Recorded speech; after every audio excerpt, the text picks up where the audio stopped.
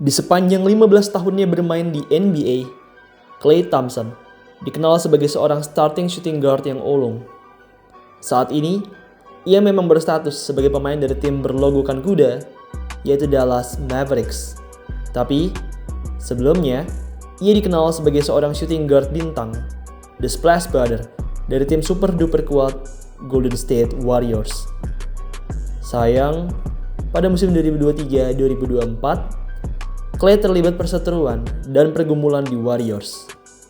Ia merasa ia sudah tidak dihargai lagi di sana, membuatnya pada akhirnya muak dan hengkang dari Warriors. Ada beberapa alasan mengapa Klay Thompson memilih keluar dari Warriors saat itu. Perlu diingat, Warriors musim tersebut memang hanya bertengger di posisi ke-10. Tapi sebetulnya mereka bukanlah tim yang buruk-buruk banget. Mereka di musim tersebut masih bisa meraih 46 kemenangan dari 82 pertandingan. Atau artinya, mereka masih memenangkan lebih dari separuh pertandingan mereka di musim tersebut. Bintang Warriors, Stephen Curry, juga masih jago sekali. Curry saat itu masih mencatatkan 26,4 points per game, masuk ke All-Star dan NBA All-Third Team. Meski dengan segala kebaikan tersebut, Klay merasa sudah cukup dengan Golden State Warriors. Ia merasa tidak dihargai di sana. Ia menginginkan gaji yang besar. Sebenarnya, menurut saya, gaji yang Golden State Warriors tawarkan untuk Klay sudah cukup besar. Apalagi kalau kita mengingat Klay sempat absen pada 2 musim berturut-turut. Iya, pada musim 2019-2020 dan musim 2020-2021, Klay pernah absen pada 2 musim penuh karena cedera ACL. Meski cedera parah dan tidak bisa bermain, tapi Warriors saat itu tetap menjaganya dan bahkan tetap memberikannya gaji yang besar. Klay sepertinya lupa akan 2 musim cederanya tersebut dan ia tetap meminta gaji besar di kontrak berikutnya, bahkan meski skillnya sudah mulai menurun. Klay juga mengalami penurunan peran di musim 2023-2024 bersama Warriors tersebut. Menit bermainnya sedikit menurun. Ia juga dijadikan pemain cadangan selama beberapa kali. Akhirnya, karena merasa tidak dihargai, Klay pun pindah mencari tim baru dan saat itu ia pun berlabuh ke Dallas Mavericks. Di Mavericks, Klay saat itu bergabung dengan Luka Doncic. Klay senang bukan main saat bergabung ke Mavs. Ia merasa lebih dihargai di Mavericks dan merasa punya peluang juara yang tinggi bersama Luka Doncic. Sayang, pada pertengahan musim 2024-2025, suatu hal absurd dan aneh terjadi. Saat itu, Doncic di-trade ke Lakers, membuat Klay kini kehilangan superstar dalam timnya. Jujur saja, trade Luka Doncic ke Lakers ini begitu aneh. Tiada angin, tiada hujan, trade raksasa dan mengejutkan ini tiba-tiba saja terjadi.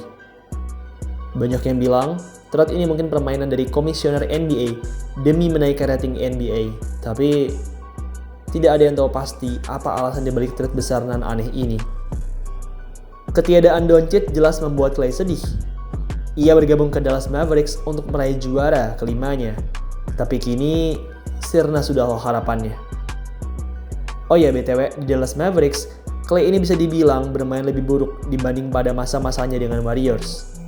Di musim pertamanya dengan Mavs, yaitu musim 2024-2025, Klay yang tampil pada 72 pertandingan tampil kurang baik dengan hanya catatan 14 points per game, 2,8 rebounds per game, dan 41% field goals.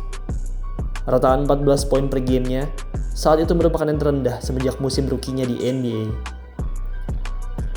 Di musim 2025-2026 ini, performa dari Klay Thompson rupanya semakin menurun.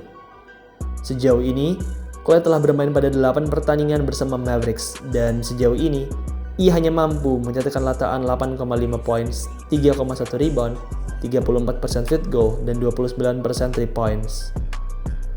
Pertandingan terburuk Klay di musim ke-15-nya ini adalah pada saat tanggal 29 Oktober 2025, di mana ia berhadapan dengan Indiana Pacers. Klay memang berhasil menolong Mavs menang di game ini, tapi secara keseluruhan, statistiknya amatlah buruk. Ia hanya mencetak 5 poin dengan tembakan yang bau, yaitu 20% field goals. Klay benar-benar bau di game tersebut. Tembakannya, penetrasinya, tidak ada yang masuk. Ambil contoh adegan ini. Klay saat itu terlalu lambat dalam melakukan penetrasi. Ia juga terlalu santai dalam melakukan step layup, sehingga akhirnya layupnya pun diblokir oleh Aaron Nesmith. Yang ini juga parah. Meski sudah mendapatkan open shoot yang cukup oke, tapi Klay saat itu gagal memasukkan tembakannya, dan ironisnya tembakannya saat itu bahkan tidak mengenai ring sama sekali, hanya mengenai papan saja. Karena buruknya performa dari Klay Thompson ini, pada game ke-8-nya di musim 2025-2026, pelatih Jason Kidd akhirnya memutuskan untuk membench Klay Thompson. Kidd sendiri tidak sekonyong-konyong membench Klay tanpa persetujuan dari Klay. Meski pada dasarnya pelatih sekaliber Jason Kidd bisa saja membench Klay tanpa persetujuan Klay Thompson, tapi ia terlebih dahulu menanyakan izin kepada Klay untuk membenchnya. Pada interview, Kidd saat itu beralasan bahwa rasanya lebih cocok untuk memasukkan point guard di starting lineup ketimbang Klay untuk melawan Pelicans. Sehingga akhirnya Klay Thompson pun di-bench dan digantikan oleh point guard D'Angelo Russell. Klay sendiri bermain selama 21 menit di game melawan New Orleans Pelicans tersebut. Di game perdananya sebagai bench player dari Dallas Mavericks ini, ia tampil cukup solid dengan 11 poin, 4 rebound, dan 3 assist. Catatan ini memang terlihat biasa banget, tapi sebenarnya catatan ini amatlah baik jika dibandingkan dengan game sebelumnya, yaitu saat Mavericks berhadapan dengan Rockets. Bermain selama 18 menit, Klay Thompson saat itu hanya mampu mencetak 5 poin dengan persentase field goal yang hanya sebesar 22%. Amat buruk. Klay Thompson saat ini terlihat benar-benar berbeda. Tembakannya jarang masuk dan gerakannya sudah semakin pelan. Saat ini, ia tengah mencetak rataan poin dan persentase field goal terendah di sepanjang karirnya, yaitu 8,5 poin per game dan 34% field goals. Itu merupakan hal yang memalukan untuk standar Klay Thompson. Oh ya, ngomongin soal bench, seperti yang di awal sempat mimintis sedikit, Klay ini sebenarnya belum lama ini juga pernah tampil dari bangku cadangan.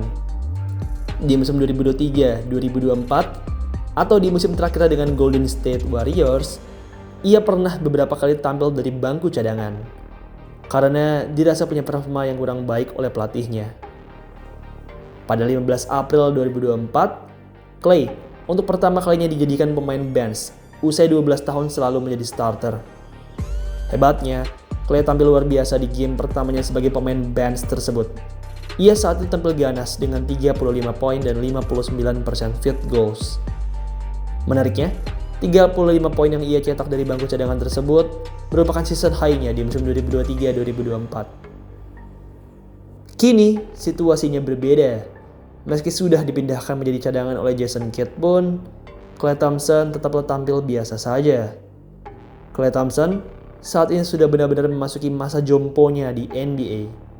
Pemain yang telah berusia 35 tahun ini sepertinya sudah tidak akan terlalu lama lagi di NBA. Menurut kalian, apakah Klay Thompson ini bisa bounce back dan kembali konsisten di NBA? Tulis pendapat kalian di kolom komentar di bawah ya. Baiklah, demikian video pada hari ini. Terima kasih untuk teman-teman semua yang telah menonton, dan sampai jumpa di video selanjutnya.